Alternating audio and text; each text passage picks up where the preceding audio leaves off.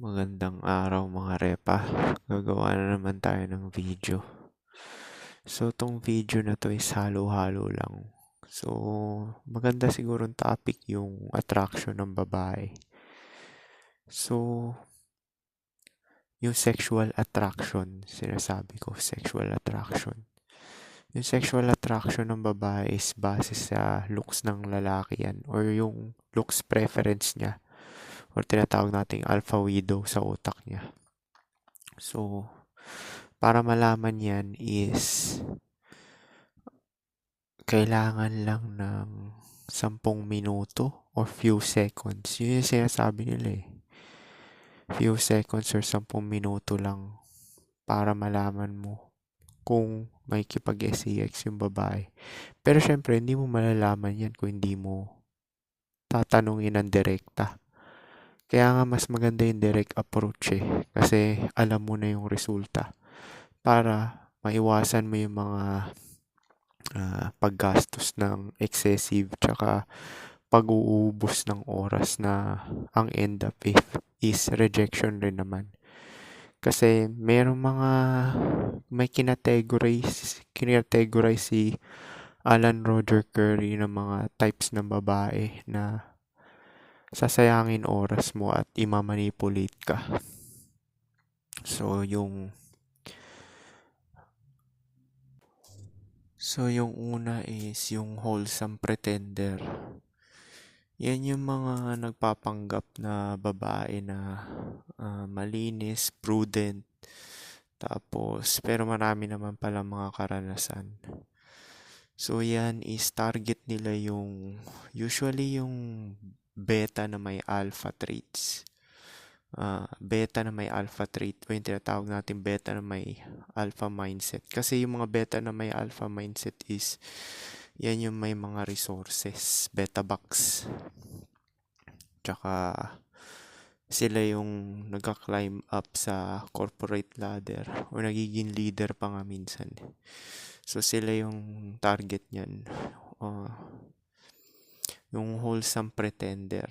Tapos pag niyaya mo rin ng direkta yan, yung mga wholesome pretender, kahit naman sasama sila, gusto naman nila ng SEX dahil pogi ka nga or heteronormy is magpapanggap lang yan na hindi nila na-experience yung mga ganyan. Tapos hindi sila ganun ka-easy to get. Tapos yung isa naman is yung erotic hypocrites. Yung mga erotic hypocrites, yun din, yung mga nagpapanggap na walang alam sa SEX.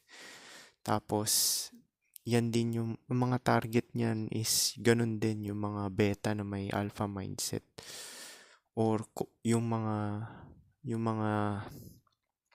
ginagamit nila yung mga lalaki for friend zone. Yung mga nasa friend zone. So, target nila is yung beta box tsaka yung friend zone.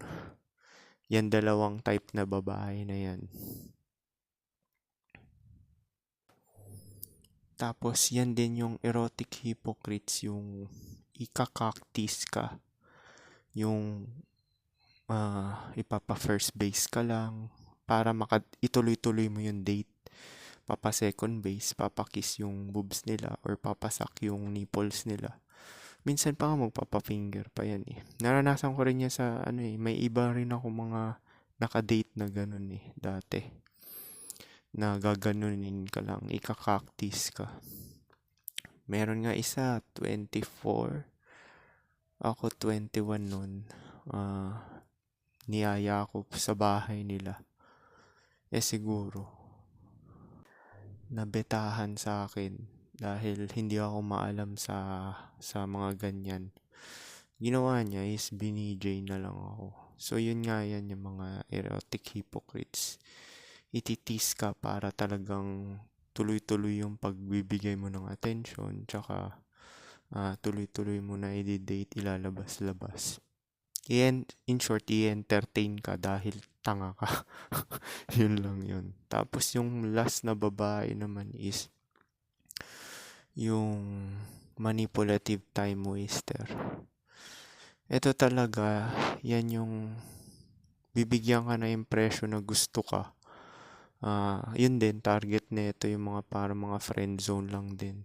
Tsaka beta box. Pero in the end, hindi niya rin ibibigay yung SEX. At least dun sa dalawa, um, pwede pang ibigay yung SEX. Kung nga nag-sugar daddy yung erotic hypocrites or wholesome pretender, pwede pa nila ibigay yung SEX na kung sugar daddy yung habol. Tsaka target nila yung mga mayayaman, mga politiko, ganyan.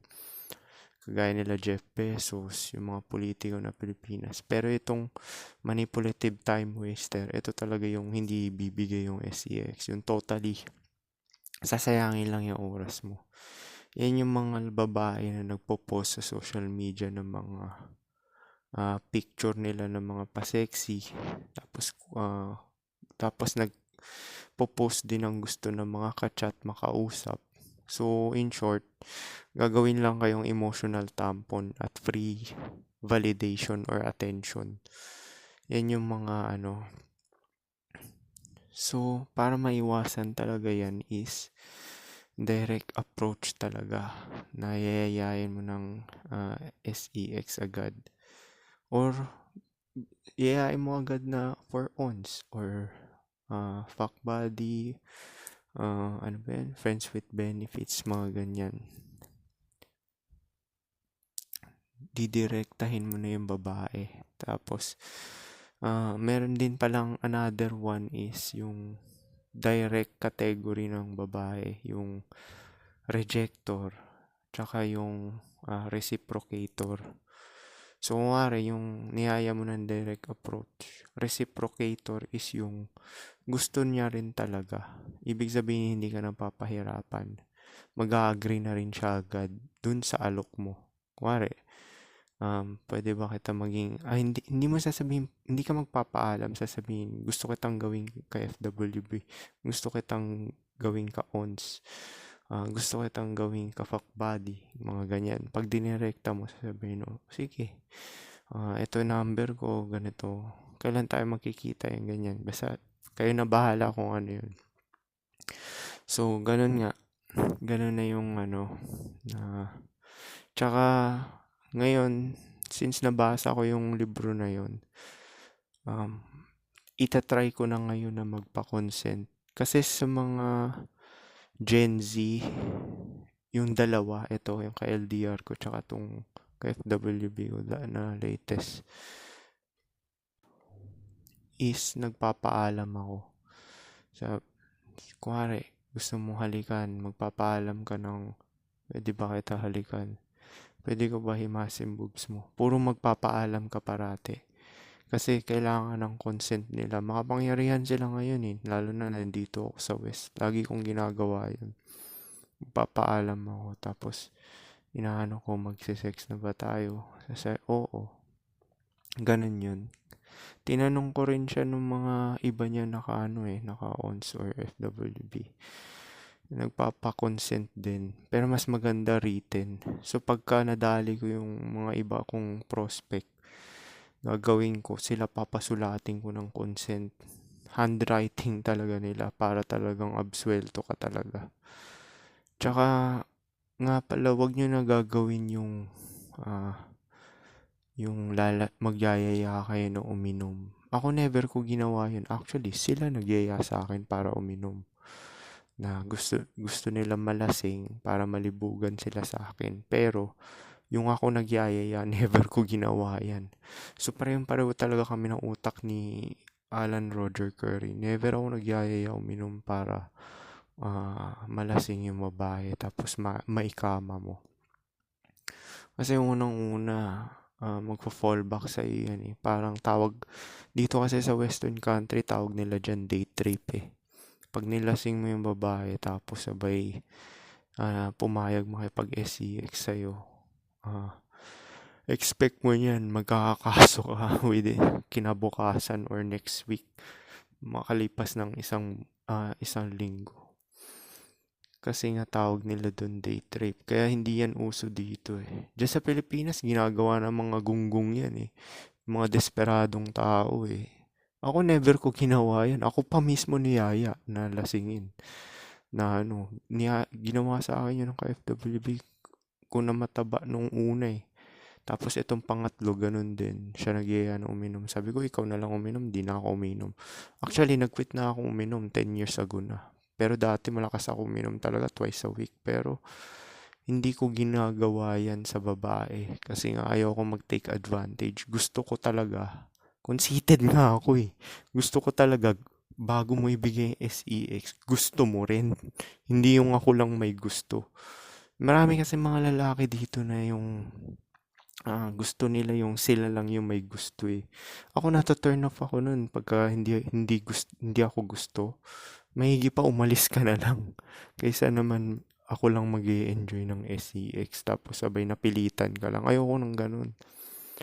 So, hindi maganda rin yung ganun na parang magte-take advantage ka sa opposite sex. Pero marami rin poging gumagawa dyan sa Pilipinas nun. Actually, sa Pilipinas, parang walang legal dyan. Parang basta makaraos lang, gagawin ng kagaguhan. Merong iba pa nga, mapapag-usapan ng babae. Lalabas lang, tsaka kakain. Yun yung napag-agrihan. Nabasa ko yan sa group chat nung group page pala sa FB. Nagre-reklamo yung babae. Kasi nag-agree yung babae na kumain lang sa labas. Tapos yung lalaki umoo. Tapos biglang pagkano, nagyaya na magmotel. Sabi sa inyo, wala na talagang game. Kaya mas maganda bago kayong makipag-meet sa babae, is confirm nyo muna na mag-SCX na ba kayo. Kasi waste of time both sa inyo eh. Yung babae naman din, ang purpose niya doon is talagang maka-free meals lang talaga tsaka entertainment. So, sooner or later naman din, karamihan na rin ng mga lalaki, magigising na rin, lalo na yung mga beta. Paano kung nagising yung mga beta? Pati yung mga beta na may alpha mindset na ganun. Kagaya nila Koy. Tingin mo ba sila Koy tsaka yung mga FB influencer, Wamos, yung mga FB influencer, kung wala yung status tsaka pera, tingin mo ba may magkakagusto sa mga yan? As in yun talagang mag-reach out sa kanila kay Kong TV. Tingin mo ba may magme-message sa kanila na una, ibabato yung sarili? Wala.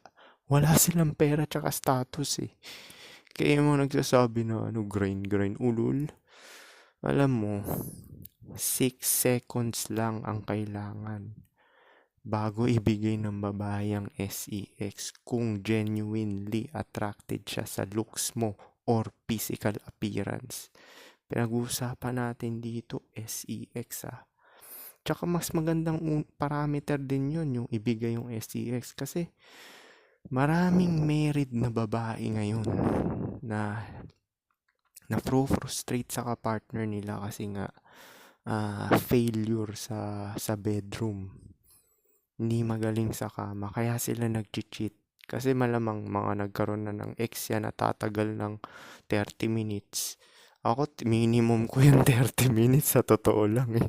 Hindi sa nagyayabang kahit pa nung 20 ako. Naka-virginize sa akin, nagtaka, hindi na raw ako virgin. Kasi nga, natagalan siya sa akin. Actually, nakadalawa siya eh. na pero yun nga, may comparison kasi yung mga yan. Na kailangan matagal ka sa kama para talagang masatisfy mo yung babae. Pucha, kung 5 minutes ka lang. Meron nga akong kaklase nung college, parang nagkukwento sila. Nakikinig lang kasi ako sa background eh. Sabi, parang tumagal lang yung lalaki ng 1 minute, ganun. Meron mga lalaking ganun, 1 minute lang na lalabasan na agad sila. So kung 1 minute, ilang pump lang yun, baka 5 lang. 5 labas-pasok lang yun, tas lalabasan na. Meron mga lalaking ganun na mabilis labasan din talaga. So yun nga, biruin mo, 6 seconds to 10 minutes lang kailangan mo. So wala ring sense na ilabas-labas mo yung babae, igala-gala. Pwede mo gawin yan kung nakuha mo na yung SEX na binigay sa'yo. Pwede mo gawin yan kasi ibig sabihin may genuine sexual attraction siya. Tapos kung gusto mo na i-upgrade ng relationship, pwede mong gawin yun. Tsaka ka maglabas ng pera kung binigay na yung SEX sa'yo.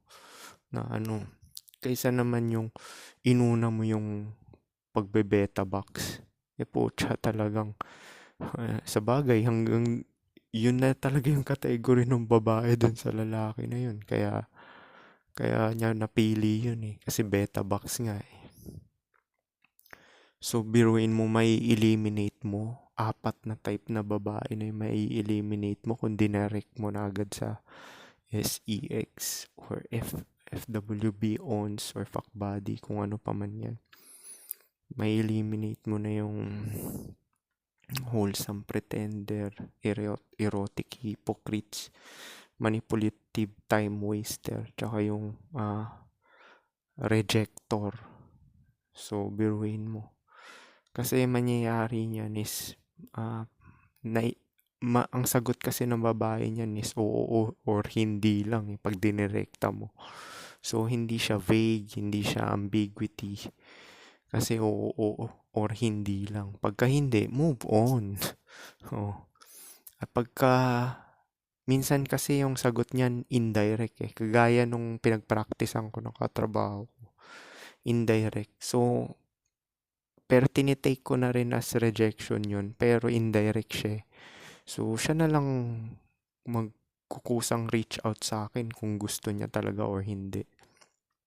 Kasi minsan nangyayari yung ganun eh.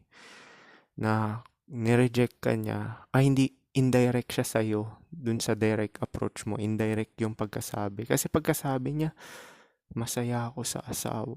Sa ngayon eh. Masaya ako sa ngayon. So, hindi niya na-reject. Kinip niya ako ng hangin. Medyo matalino rin yung gunggong na yun. Kasi kaedad ko na rin eh. So, may posibilidad na Pero hindi ko na siya alukin ng isa. Conceited nga ako eh. Ba't ko pa siya kukulitin? Hindi ako mangungulit. Ganun yung mentality. Mahigin na masiro ka kaysa yung imamanipulate ka. Actually, kaya ko naman masiro eh. Matagal nga ako nasisiro. Minsan nga, 1 year eh. Minsan 2 years, ganyan. Pero nung 2 years na yun is wala talaga akong ginawang in-approachan. Wala talaga akong Isa rin yan, pag hindi ka gumawa ng approach, marami kasi red pillar dito na na delusion eh.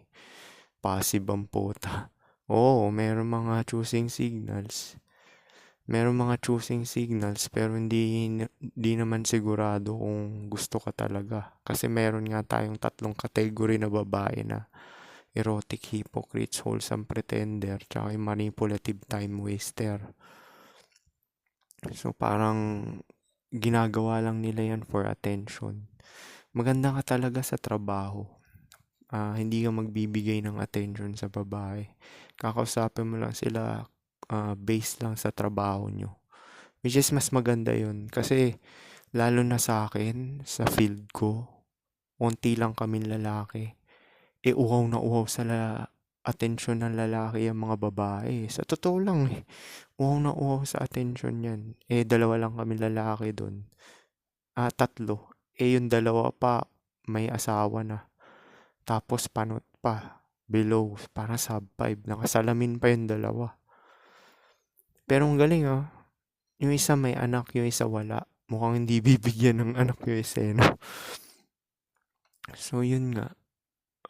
Hindi ako nakikipag-usap yun, nakikipag-reach out nakikipag-chit-chat kasi free attention yun eh. Sinabi na rin ni Alan Roger Carey yan na huwag kayo magbibigay ng free attention sa babae kasi nga lumalaki ulo nila. Kagaya nung sa mga groups, yung mga sa FB, yung nangihingi ng ka-chat, kausap, tapos nanghihingi ng mga kagala-gala. May mga lalaki na kumakagat dun kasi 80% dim undesirable, unattractive. Pero sooner or later, magigising na rin to mga beta na to eh. Itong mga to, magigising na rin to. Kasi nga, malalaman nila na sa alpha, ang bilis ibigay ng SEX. Sa kanila, kailangan pa nila magpakahirap. Mag-build ng status, money, mga ganyan. Artificial value. Wala namang masama kung bibigyan ka talaga ng consistency tsaka talagang gusto ka. Kasi minsan kasi pagka emotion for love kasi sa babae is napasa mo yung looks threshold, may bonding kayo. Yung dalawang yun yung formula ng love, 'di ba? Sabi ni Alan Roger Curry. So yung mga average looking na lalaki, may chance rin naman talaga. Yun nga lang, kailangan okay yung finances mo tsaka yung may silbi ka talaga. Hindi kagaya ng alpha talaga, kahit bum yan, o kahit pa construction worker yan, or kung saan pa man nagtatrabaho yan, minimum wage earner, ibibigay yun ng SEX na mabilisan, na hindi papahirapan. Kasi yung physical appearance talagang dinidesire. Primal tong sinasabi natin, genetic determinism. Kung relasyon rin gusto mo, long-term relationship, advisable din yun na una talaga yung SEX. Kasi ibig sabihin napasa mo yung sexual desire ng babae. Kasi hindi namang guarantee yan na binigyan ka ng SEX tapos masatisfy siya. Lalo na kung hindi na virgin yung babae. O may experience siya. Hindi siya nagalingan sa'yo. Binigay niya yung SEX sa 3 strikes rule, 'di ba? Sinasabi ko. Hindi siya nagalingan sa'yo, na turn off siya. Wala rin. Kaya mas maganda yan yung una niyong mapasa na ibigay agad yung SEX. Kaya nga doon sa mga ini-interview ni Bugoy na Koy, 'di ba? May mga babae doon, ilang beses na to nagsabi. Ba't yun nililigawan mo ano? Kasi hindi ko binigay yung ano hinihingi niya eh. Tapos nagulat na lang ako, meron na siyang girlfriend na bago. Ganun yun. Kasi yun talaga yung ano mo eh, basehan mo na attraction eh, yung SEX talaga. Now, depende pa rin yan sa edad ng babae tsaka priority niya, sinasabi ko sa inyo. Siyempre, pagka 30 na yung babae, puta, ibibigay niya na talaga yan sa may highest bidder. Di ba? Ibig sabihin sa politiko, beta box provider, na ano. Kaya nga si Koy Koy ayaw niya kumuha ng ano eh, matatanda, di ba? Dahil magbe-beta box na nga rin naman siya. Pucha, dun ka na sa 21, 23. Si Manet ata 27. Sila Bruja, o 27. At least yun, mapapakinabangan mo pa yung fertility time period. Kasi magbe-beta box ka nga, di ba? Oh, yan yung mga ano. Sa, sa mga chad, yung mga pogi talaga. Wala, minsan nga nangi-scam pa nga yung mga pogi. Ayun, huhut-hutan yung babae or mga bakla, di ba? Kagaya ni Dom, di ba, nanguhutot. Uy, disclaimer lang yun. Ayon lang sa balita yun ng binigyan daw ng ano, gasoline station. Hutot. Tapos ikaw pa mismo bibigyan rin. Naranasan ko rin yun na ano, bibigyan ka ng mga small things lang, pagkain, ganyan. Papakainin ka dahil naawa sa yung payat mo. Ang payat ko kasi. So, yun yung ano. Tapos, di ba yung kwento ko nga sa inyo, yung 19 ako, 24 yung babae. Yung pinapunta ako sa bahay niya, pinakain din ako. Usually sila mag-entertain pagka gusto ka talaga nila. So, yan yung mga ano, marami mga lalaki na hindi alam to impormasyon to, kaya kala nila kasi madedevelop yung babae sexually. Hindi pag nakategorize ka na ng babae ayon sa pakinabang mo, isang gandun ka na talaga. Pag nakategorize ka na for SEX, hanggang dun ka na. Pero pwede mo i-upgrade yun kasi napasa mo na yung unang love formula, di ba? Yung sexual attraction. Which is mahirap mapasa yun ngayon. Kasi kailangan physically attractive ka. Kahit sa pang long term, factor din yung looks talaga. Yung pang long term, factor yan. Na ano, tapos meron pang isang kinakategorize yung babae na pang ano, yung emotionally attached sila. So, yun yung papatagalin nila yung SCX. So, yung mga lalaki na to, yan yung mga nagka-developan, yung mga just beefers, mga kaklase nung college, yung katrabaho. Pwede pa yung indirect approach dun. Pero mas maganda, i-direct mo na rin talaga na seryoso ka. Pero nakaka-turn off yun kung sasabihin mo na seryoso ka, ganyan. Nakaka-turn off yun sa babae. Kasi minsan yung babae, bakit simto kumilos? Siguro ako na yung maganda nito na date. Kasi pero yun nga, di ba sinabi ko na sa inyo, insecure yung babae. Parang chad mag-isip yan parang mga pogi. Mapapansin mo sa track record nila, mga dinidate nila talaga yung mga pang long term to sinasabi ko yung mga below talaga sa itsura nila. Either average looking or minsan pa nga below Kasi yun yung magsisim talaga Tsaka magiging silbidor Yung mga ganong mukha talaga Ganong looks preference. Parang yung sa last na sinample ko kay Jamie at Kian. Sabi ni Jamie, sa mga past relationship ko, hindi ako nagbebeg. Malamang, ba't ka magbebeg? Tingnan mo naman yung itsura mo. Kumpara sa boyfriend mo, ikaw lamang obvious na obvious naman. Dami pa nagdi-deny na ito na treatment ng tao base sa looks Ikaw ba? Average looking ka lalaki. Magbebeg ka sa sub 2? Ikaw, tatanungin kita. Average looking ka, magbebeg ka sa sub 2? Ha? Or sub 3? Di ba hindi? Hindi ka magbebeg. Actually, ikaw pa nga yung pagsisimpa ng babae na yan dahil nga below siya sa'yo ng 2 or 3 pa nga Yan yung sinasabi ko sa inyo Maraming lalaki na one-sided mag-isip na hindi nila kayang isipin na yung babae kapareho rin nila na malibog, pag 18 to 25 hindi seryoso, na gusto rin naman nila ng maganda na tapos sinasabi nila unfair yung babae, unfair mga ganon. Babae, cheater lahat, nagma-monkey branch.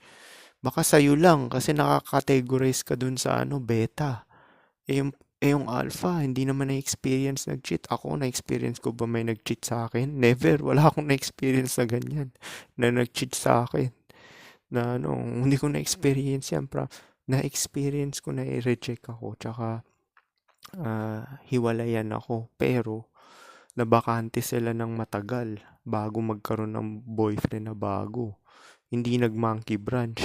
Hindi nag-cheat. Never ko na-experience yan. Kaya hindi ako makaka-relate dyan sa mga nagsasabi na ganyan. Kasi beta yung galawan nyo Kaya ganyan sa Red Pillar, daming ganyan. Gusto nila magbow daw yung babae sa kanila. Tapos pagtingin mo ng looks nila, tapos pag tinanong mo kung ano yung sexual history, virgin pa pala, 35 na. Or 33, ganyan. Tapos, ang daming dinidemand. Kung sino ba yung mga yun yung maraming dinidemand, di ba? Ganon din yung mga babae, yung mga average looking din sa mga manosphere, di ba? Yung ini-interview. Daming dinidemand na mga average looking. Pero yung demand na yun, pang beta lang yun. May code kaya yung babae. Sabi nila 6 figures, 6 feet tall, kung ano-ano pa, may 6 packs. Kung wari lang yan. Dinidemand lang nila. Double meaning yan para yung mga tangang beta mag-pursue ng ganyan. Mag-status max, fame max. Walang masama yan kung para sa'yo Kasi nasabi ko kung para sa opposite gender, di ba? Kung gagawin mo yan para sa maka-attract, kakamali ka. Pwede, targeting ka ng mga erotic hypocrites, saka wholesome pretender. Tsaka yung mga manipulative time waster. Actually, yung mga sugar daddy, hindi pa binibigyan ng SEX yan ng consistency. Iyan rin pala, never ko na-experience yan ng rejecta na pag ako nagyayaya, yung tatanggihan. Naku, hindi ko rin na-experience yan. Lahat ng yaya ko hindi ako tinatanggihan. Kaya hindi ako makaka-relate diyan sa mga ano, mga naghihinakit sa babae. Eto nga sinabi ni Alan Roger Curry, kung kung ganyan ka sa katayuan mo, marami kang hinanakit sa babae, is ibig sabihin, nilagay mo yung posisyon mo doon kasi pumayag ka. Kaya ka in-exploit. Kaya nga sinasabi niya, pinopromote niya yung mode 1, di ba, yung direct approach. Una pa lang sabihin mo, ito, ons lang tayo, FWB lang tayo for ganito specific. Hindi kita ilalabas, hindi tayo magde-date, hindi tayo mag-chat-chat. Oh, yun yung sasabihin mo sa una pa lang. Ako sa mga FWB ko, ginagawa ko yun. Walang chat, walang labas-labas, wala talaga lahat.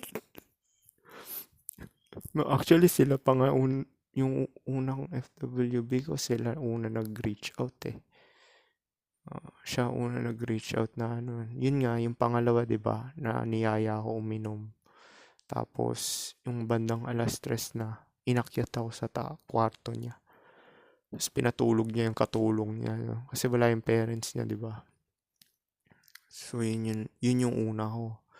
Yung pangalawa, wala kasi siyang trabaho. So, parang ako rin taya nun eh. So, parang kada labas namin, ah, magmumot-mot lang kami. So, parang situationship lang din yun. Hindi naman siya nagsisimp sa akin, yung parang nagbe-beg ganun. Parang expected na niya, parang fuck body lang din yun. Kasi napansin ko, bigla na lang di rin nagparamdam eh. Yung last ko rin, ganun din. Parang nawalan din ng gana. Tapos sabay, kasi may na-entertain na iba eh. So parang nawala ng gana. So parang sabi sa akin, friends na lang. Pero hindi, parang magiging friends eh, pinascore ka ng 4 na beses. Malamang kasi may prospect siya na ibang ini-entertain. So malamang baka binigay na niya yung SEX dun sa in-entertain niya. Pero ngayon mukhang wala naman siya eh. Mukhang wala rin. So yun yung sinasabi, mas maganda direct approach na lang talaga. Tas kayo na bahala kung i-upgrade nyo man or ituloy-tuloy nyo or sabihin nyo lang 1 week. Tsaka sooner or later, ganyan na rin mangyayari. Mas maganda, ako magpapakonsent na talaga ako. Simula natutunan ko yan.